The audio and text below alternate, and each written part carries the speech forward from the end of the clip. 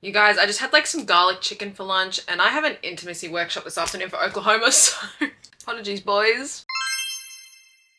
Hello everyone, it's Belle. Welcome to my channel. If you're new here, hello, and if you've come back, thank you so much. Today I am going to be choosing my November TBR. I cannot believe there are only 2 months left of this year. It is absolutely insane. And of course, we like to have a little bit of fun when we choose our monthly TBR. So today we are going to let TBR JAR prompts choose the books that I put on the TBR. I have actually gone ahead and made some end of year prompts for today's video, just so we can try to pick books that I've either been like avoiding all year, needing to read all year, new releases I might have missed, things like that. So I'm gonna stop yapping because I know you guys are just as keen to get into this video that I am to film it. So without further ado, let's get comfy, let's get cozy, and let's get right on into the video. Now, seeing that it is November, I don't think there are any new releases that I particularly have my eyes on. I'm just looking at my shelf now and any arcs I've been sent. I think they're all, yeah, I think they're all for like October, which I'm a bit late on, but it's fine. Let me know, are there any books coming out in November that you guys are really excited for, because I would love to know. So usually that is what I do in the first part of this video. But for those who don't know, I have been in the trenches. I've been in the biggest slump of my life. I feel like over the last 2 months, I've read a combination of maybe 5 or 6 books, which is just unlike me because I usually read like 8 to 10 each month. So for me to have only finished, yeah, like I said, 4 or 5 books in the last 2 months is crazy. So there's a lot of stuff that I've been missing out on, but I'm hopefully going to be able to curate some stuff that I really want to get to before the end of this year. So I'm thinking today that I'm going to pull 8 prompts. Hopefully we can get a nice stack, a nice selection, because basically in December, for those who don't know, I do Bookmas. So I do the 12 days of Christmas,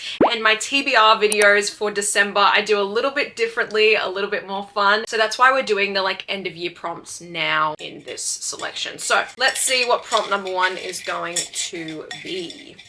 We have a genre you didn't read much of this year. Okay, it's really funny because I was just talking about this in my Read It or Unhaul It video, which was the video before this. I feel like this year I have read like literally no dark romance. I don't know why, because for the last 2 years, it has been a genre that I actively reach for. Like, I really enjoy dark romance. This year, however, I feel like I've been reaching for, you know, thrillers, romance, and romantasy. Like, they have been the ones that have been piquing my interest the most. So I'm actually really excited to go and look at the dark romance shelf. So give me 2 seconds whilst I go and have a squiz behind me, and I'll see what I can find. Okay, so I found 2 books that I think I'm the most keen to read. It's always so hard to go and look at your shelves to a genre that you don't usually reach for and go, what do I feel like reading right now? These are probably the 2 that I am the most excited to read, and I think I've tried to put on my TBRs across, you know, this year. So first I pulled Dear Reader by Tate James. I was actually sent this arc before it released in May, and for some reason I just did not get around to it. I'm really sad,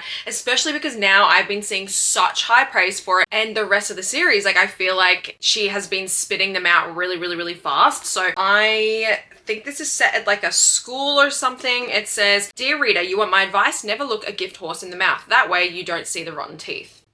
What a good way to start. In this case, the gift was a scholarship to attend a prestigious Nevada university. The rotten teeth, well, they came in the form of my brand new stepbrother and his little cohort of entitled, arrogant best friends, 4 dangerously handsome and stupidly wealthy men who made up their minds about me long before we met. Men who are used to getting everything they want, no matter what the price. I love the stepbrother trope. I know not everybody does, but I really do enjoy it. I think it's like really nice and taboo and really fun. Boarding school vibes, scholarship, but like, I just think it's going to be really cool. Otherwise, I did also pull Shallow River by H.D. Carlton. You guys know I'm a massive H.D. Carlton fan, and I've read everything else by her except for this. This was her debut. I don't know why I waited so long to read this. I think because, like, in comparison to her other things, I let the hype get away from me, and I sort of like went for that and neglected this, which is not great. Now, because this is a special edition, I think this doesn't even have like a blurb on it. However, the back just says, "Shallow Hill is where souls suffer slow and miserable deaths." So I'm like, great, so much fun. Out of the 2, honestly, I think I'm going to go for Dear Reader. Like I said, it's the one that I sort of reached for first. I saw first, I was like, yep, this is definitely something that I A, need to read before the end of this year, but B, just genuinely really want to read. It's a very intriguing concept for me. So book number 1 for the November TBR is Dear Reader by Tate James. Okie dokie, prompt number 2, let's have a look.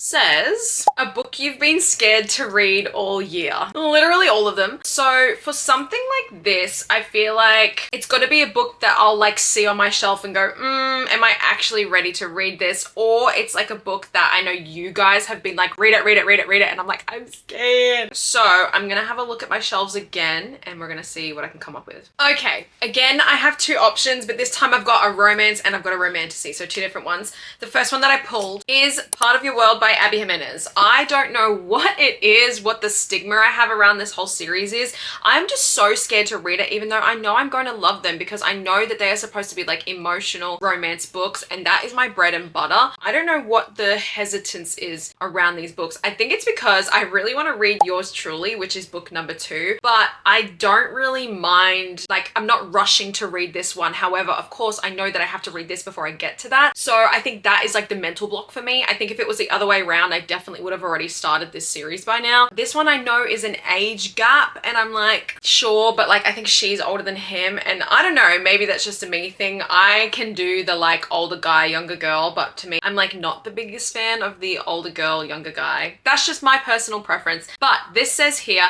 after a wild bet, Alexis Montgomery had her world turned upside down. The cause, Daniel Grant, a ridiculously hot carpenter who's 10 years younger than her and as casual as they come. The complete opposite of sophisticated city girl Alexis, and yet their chemistry is undeniable. While her ultra-wealthy parents want her to carry on the family legacy of world-renowned surgeons, Alexis doesn't need glory or fame. She's fine with being a mere ER doctor, and every minute she spends with Daniel in the tight-knit town where he lives, she's discovering what's really important. Yet letting their relationship become anything more than a short-term fling would mean turning her back on her family and giving up the opportunity to help thousands of people. Bringing Daniel into her world is impossible, and yet she can't just give up the joy she's found with him either. With so many differences between them, how can Alexis possibly choose between her world and his? 10 years the other way around is crazy, but I would be very interested. And like I said, I feel like it's something that I just have to read because I know people do love this one as well, but I know like Yours Truly and I know what Yours Truly is about. So I feel like I'm just going to relate to that more. So that is option 1. Of course, I did also pull Crown of Midnight because I think I have reread Throne of Glass now to try and do a full read of Throne of Glass, like the whole series. I have read it twice now. And when I do eventually start the series again, what I'm going to do is I'm going to plan to like start this. If I feel like it's still fresh, I will just keep going. But if I feel like I'm like missing gaps in the world building, I will read Throne of Glass again for a third time to start the full read. For those who are unaware, I have not read the Throne of Glass series. I have tried to read it twice now and I just like get scared of it, if that makes sense. So I've read Throne of Glass, the first book, and yes, that is how I'm reading them. I don't care. I'm not starting with Assassin's Blade. So I've tried to read it and I just like don't have the motivation for it. So that is the other option. But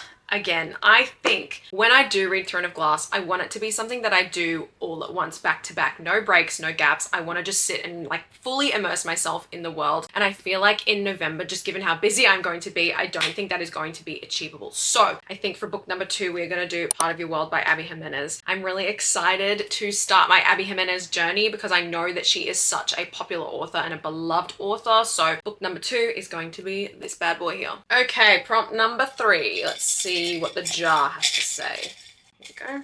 Ooh, a book that could be a fave of the year. Okay, so we're thinking like a book that it might not be like, I feel like there's like 5-star reads, but then there's like favorite books of all time. Like I feel like this year in particular, I don't think I have found a new favorite book of all time yet. For those who don't know me, my favorite books of all time are Red, White and Royal Blue by Casey McQuiston, Twisted Games by Anna Huang, Romancing Mr. Bridgerton by Julia Quinn, like staple books like that where I'm like, I would like be buried with them. Do you know what I mean? I feel like I've found books that are 5 stars and that I love and that are amazing, but like I need a new favorite book. So this is asking for a book that could be a potential fave of the year, but like a fave in general. I think that it takes a lot for me to like really love a romance book now, just because I love romance and have read so much of it. There has to be like special sauce in it. So like I'm gonna look at my shelves for a romance book, but I also want to look for like a romantasy or maybe a thriller. So again, let me scour and I'll bring back some options. Alrighty, 2 options once again. The first one I love so much and I do think it's going to be the one that I choose. When I went and looked at my shelves just then, I looked and looked and looked at all the different genres and what have you. This is the one that I looked at. You know when you get the feeling and you're like, this could honestly be like one of my favorite books of all time, and I'll tell you why. The book is called Paladin's Grace, and this is by T. Kingfisher. Look at this cover, guys. It is so gorgeous. Now, I found this book at a Harry Hart Hog in the Sunshine Coast. Harry Hart Hog is a bookseller, and I have never seen them before. I saw it on the shelf. I literally saw it and I was like, oh my gosh, it's giving whimsical, cozy, romanticy. And then I read the back and I cannot express to you guys how it is giving assistant to the villain. I then proceeded to see this book. You know in bookstores how they sometimes have like a staff's favorite section? They literally had a whole bookshelf dedicated to like the staff members, and each shelf was like full of their favorite books. This book was literally on 3 different people's shelves as being like one of their favorite books of all time. So I have such high hopes for this book. The back says, Paladin's Grace is a darkly whimsical, cozy fantasy featuring sock knitting paladins, badass perfumers, courtroom hijinks, and heart-racing romance. While foraging for Settleflower, a perfumer, Grace finds herself pursued by ruffians and rescued by a handsome paladin in shining armor. Only to outwit her hunters, they must pretend to be doing something very unrespectable in an alleyway. Stephen, a broken paladin, spends his time knitting socks and working as a bodyguard. I am going to be so annoying! Living only for his chance to be useful. Oh my god. Living only for his chance to be useful. Where are these men in real life? But that all changes when he saves Grace and witnesses an assassination attempt gone wrong. Now Stephen and Grace must navigate a web of treachery and poisoners, whilst a cryptic killer stalks one step behind. Be so for real. There's also 4 books in this series. I think they're all interconnected standalones. I did also buy like the 4th book. I don't even want to tell you the next one. I don't even want to tell you what the next one is because I'm going to pick this, but I'm going to do it anyways. I also have Longshot by Kennedy Ryan. The reason I chose this one is because I know that this is a basketball romance, but I also know that it is going to be incredibly heavy and traumatic. And those 2 things go hand in hand for a perfect recipe for a book I'm going to love. So that is why I was like, yep, this is going to be slay. The back of this says, she kissed the prince and he turned into a fraud. Now her fairy tale is upside down. I love this already. Iris Dupree meets August West in a sports bar during her last semester of college. It's the conversation of a lifetime and sends sparks flying in every direction. The connection is undeniable, but the timing is all wrong. August is poised for the NBA draft and Iris belongs to another man, basketball's golden boy and August's longtime rival. Guys! I reckon I would go and read so much more if I actually looked at the back of the books that I bought, because my god. The 2 go their separate ways, but then often recall that electric night and what could have been. Whilst August has embarked on his all-star life, studded with wealth and fame, Iris's perfect public relationship has become a nightmare behind closed doors, a tarnished dream, a fool's goal. Guys, it's giving a love letter to whiskey. It's so good. When August re-enters her life, the world seems briefly bright again, but Iris's darkest nights are yet to be over. To survive, she must build her own strength and trust that her bond with August can endure after all this time, even when her fraudulent prince has vowed to never let her go. Guys, these books sound so bomb. But I think you know. I think you know that this has to go on. This one also just sounds really good too. Should I put them both on? I am making the rules. I am making the rules here, so maybe I can do both. This one, I'm gonna be so annoying because I can't wait to read this. Oh my golly gosh. Okay, book number, it's gonna be prompt number 4, but obviously like book number 5 because I put 2 books on just then. Prompt number 4, here we go. It's a book that's been on your TBR shelf the longest. Well, I'm gonna have to go back in the trenches. I'm also just looking at my like LGBT shelf, and I know I've got a lot of stuff on there from probably like 2 or 3 years ago. So I might honestly pull some stuff from there because I think we need to get a little bit of variety on the TBR. I like to pull from all my, you know, my genres. So let me see what I can find. Okay, so I ended up finding one book on the shelf that I think I really do want to read. I looked at some others, but I think this one has been on the shelf the longest. That's the prompt. There were other books I could have pulled, but this one, look at the edges on it. It's getting brown. Like, look at the burn from when I used to put it on my TBR, like, cart. This is The Gentleman's Guide to Vice and Virtue. This is by Mackenzie Lee. I feel like I've tried to put this on that many different TBR shelves. I've tried to read this that many times, and I know it's really good and right up my alley because it gives Bridgerton vibes, fruity vibes. Like, I'm so here for it. Look how many awards it's won. It says, witty, romantic, and irresistible from the first line to the last, The Gentleman's Guide to Vice and Virtue is the unforgettable escapade of Lord Henry Monty Montague, a charming young scoundrel who fully expects to carouse his way through his grand tour. However, Monty's plan for one last hurrah with his best friend and secret crush, Percy, quickly turns into a harrowing manhunt across 18th century Europe. Truly a novel that is meant to be savoured and not missed. So many like good praises on the back too. I think like the thing that I've been putting off about reading this book is that it is just so long, but the writing is nice and big, so like really what am I to complain? How many? Oh, it's actually not even that long. It's like 500 pages. Book number, what is this, 4? Book number 5 for prompt number 4 is The Gentleman's Guide to Vice and Virtue. Let's pull prompt number 5, shall we? Guys, why are they all stuck? This one says, a book recommended by a book bestie this year. So as you guys know, of course, being in this space, I have made some beautiful friends with some fellow book content creators, you know, on TikTok and Instagram and YouTube. You know, I feel like I have met some beautiful people from all walks of life. And of course, we like to yap and we like to recommend and yell at each other specifically to read books that we loved. So I have had many recommendations this year. I actually already have one in my head that I think I know I'm going to pull off the shelf just from, you know, the girls yelling at me to read them. So give me one moment to go have a look if there's any others, but I think I know the perfect book for this one. Okie dokie, the sun is coming through this window. I'm really sorry if you're gonna get some weird shadowing on the bed. Okay guys, so I found 2 books from 2 different genres again. The first one that came to mind as soon as I wrote this prompt down and saw this prompt was actually Fragile Sanctuary. This is by Catherine Cowles. Now, one of my besties, okay? Beck. If you guys don't know Beck, please go and check her out. We have been friends on socials now for probably like 2 years, I'd like to say, and we just get along like a house on fire. And when I tell you, she has been literally yelling at me every time I say I'm in a slump, I want recommendations, I want 5-star reads. She is throwing this book and this series down my throat, and she has been begging me to start it. I know that this is a small town romantic suspense series, which I think I will adore because I just read the Bourbon Brothers series by Victoria Wilder, and I feel like it's just gonna be right up my alley. So the back of this says, a swoony small town romance that will set your heart racing. The scowl should have been my first sign to stay away from Anson Hunt. The sexy smirk and the fact that he's my brother's best friend. Reasons 2 and 3. Anson is my opposite in every way. Grumpy, rude, and loves his solitude. It doesn't matter how many times I try to kill him with kindness, the man simply won't crack until he sees me shatter. When my world falls apart, Anson catches me. And as so-called accidents put my life in danger, he steps in to keep me safe. But Anson has secrets with a price, and when they're revealed, neither of us will escape unscathed. So that sounds really good. It sounds exciting. I think it's gonna be a nice, ooh, the chapter pages in this are gorgeous. Wait, where's the one with the house I just saw? Look at the house. Can you guys see that house? I don't know if you can see that. If the camera will like do it any justice. Wow, so cool. So that's option 1. The garbage truck is about to go past our house, so I apologize for any noise.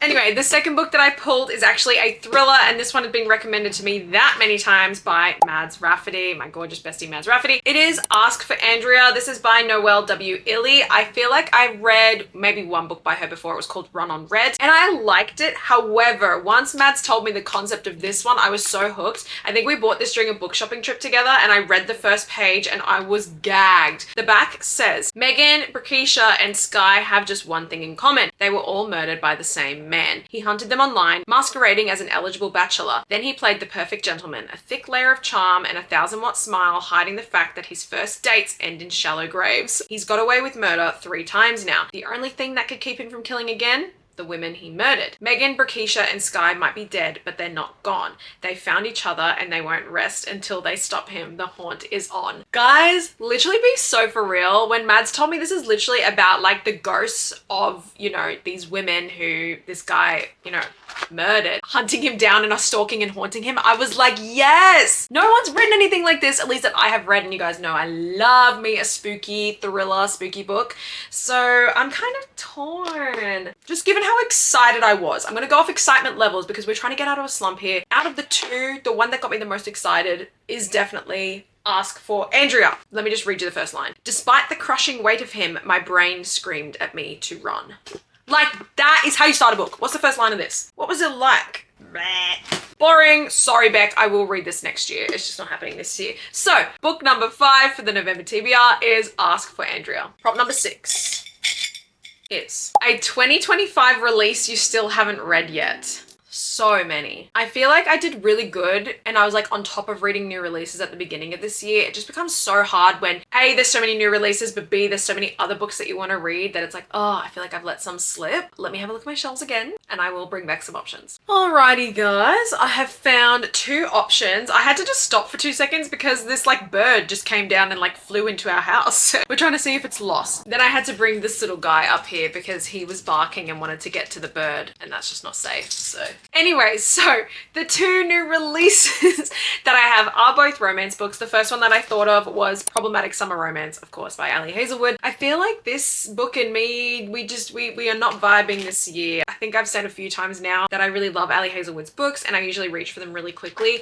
This one is an age gap, which I, again, not really fussed about because it is the guy's older than the girl. It says Maya Kilgore is 23 and still in the process of figuring out her life. Connor Harkness is 38 and Maya cannot stop thinking about him. It's such a cliche, it almost makes her heart implode. Older man and younger woman, successful biotech guy and struggling grad student, brother's best friend, and the girl he never knew existed. As Connor loves to remind her, the power dynamic is too imbalanced. Any relationship between them would be problematic in too many ways to count, and Maya should just get over him. After all, he has made it clear that he wants her gone from his life, but not everything is as it seems, and cliches sometimes become plot twists. Wait! Okay, that kind of eats. It says when Maya's brother decides to get married in Taormina, she and Connor end up stuck together in a romantic Sicilian villa over a week. Oh, okay. This is gonna slay. There, on a beautiful Ionian coast, between ancient ruins, delicious foods, and natural caves, Maya realizes that Connor might be hiding something from her. And as the destination wedding begins to erupt out of control, she decides that a summer fling might be just what she needs, even if it is a problematic one. See, this I feel like is gonna be perfect for me because, of course, in Australia, we're about to go into summer. So summer romance books are going to be what I'm craving. So that is option 1. And of course, releasing 10. Are we surprised that I'm holding this book up again? I know why I'm scared of this book. A, because of the size. B, because I've heard it's the heaviest one so far. And as someone who doesn't really have trigger warnings, these books have been hard to read. I love them so much and endlessly, but they have been so hard to read. So again, I can't tell you what this one's about because it's like book 5. I think we're going to put Problematic Summer Romance on the TBR. This one is going to be more suited to the mood reader in me in the next coming months. So this is going to be book number 6. Yeah, 6. Prompt number 7. Should we just do 7 because I pulled 2 books for that first one? Let's do that. So this is going to be our last prompt. Prompt number 7 is a book that could inspire my 2026 goals. Wait, that low-key is such a good prompt. Pat on the back, Belle, you kind of ate with that one. A book that could inspire my 2026 goals. I actually want to go and look at my general fiction / non-fiction section. I think that could be really good. A goal of mine next year is to read a brand new genre to me. So I think that would be a really good way to kick it off and maybe I can even dip my toes in the back end of this year. So again, for the last time in this video, let me go check my shelf and I'll be right back. All right, so I went a little bit off course, but it's fine. You guys don't mind, it's whatever. So I pulled 2 books that I think are just from like general fiction, which again is a genre that I don't really read much of, but would like to in the new year. So first up, I have this book called What Does It Feel Like? This is by Sophie Kinsella. It's an unforgettable novella from the #1 bestseller. I feel like I've seen this floating around a lot. It's very tiny. And actually one of my best friends, Lucy, recommended that I read this. She said that she read it and she absolutely just bawled her eyes out. It says, Eve is a successful novelist who wakes up one day in a hospital bed with no memory of how she got there. Her husband, never far from her side,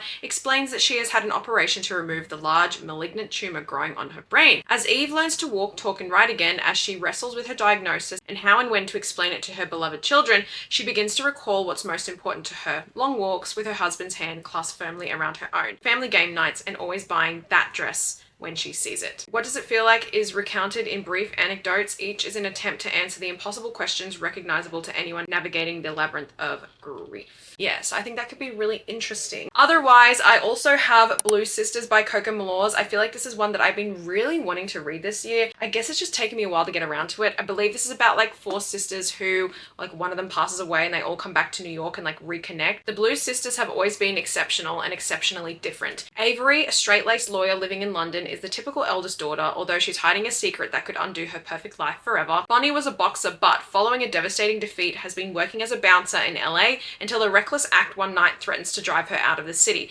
And Lucky, the rebellious youngest, is a model in Paris whose hard partying ways are finally catching up with her. And then there was Nikki, the beloved fourth sister, whose unexpected death left Avery, Bonnie, and Lucky reeling. When a year later the three of them reunite in New York to stop the sale of their childhood home, they find that only by returning to each other can they navigate their fear, addiction, and heartbreak and learn to fall in love with life again. Well, I actually love this. This one I think low-key might trigger me a bit. So I think that is going to be our last book on the November TBR. Okay, that is a nice looking November TBR. I really like it. So let me quickly run through what we decided to go with before the sun fully comes in and wrecks my lighting in here. So we had Dear Reader by Tate James. I think this is going to be a really cool, like, academic dark romance. We had Part of Your World by Abby Jimenez. Again, the reverse age gap type of vibe. Long Shot by Kennedy Ryan. I'm really excited for this. We love an emotional story. Paladin's Grace. I am so tempted. If I wasn't in the middle of a book right now, I'd probably start this right now. Just like remembering and rereading the blurb and remembering what this was about. I'm so excited. The Gentleman's Guide to Vice and Virtue. Definitely need to tick this off before the end of the year. Ask for Andrea by Noelle L. Healy. Problematic Summer Romance by Ali Hazelwood. And of course, Blue Sisters by Coco Malors. Alrighty guys, that is all for today's video. Thank you so much for sticking through all the way to the end if you did. I really, really appreciate it. What are you guys planning to read in November? I would love to know. And like I said at the beginning, if there's any new releases you've got your eyes on, please let me know. As always, if you guys aren't already, you're more than welcome to follow me on my socials. I'll leave my handles on the screen and in the description box down below. And if you'd like to, you can like this video and subscribe to my channel and make sure that you are hitting that notification bell. That way you're notified each time a brand new video goes up. Thank you guys so much for stopping by again. I really, really appreciate it. Wherever you are in the world, I hope you are having a lovely day or a lovely night, and I will see you guys next time. Bye!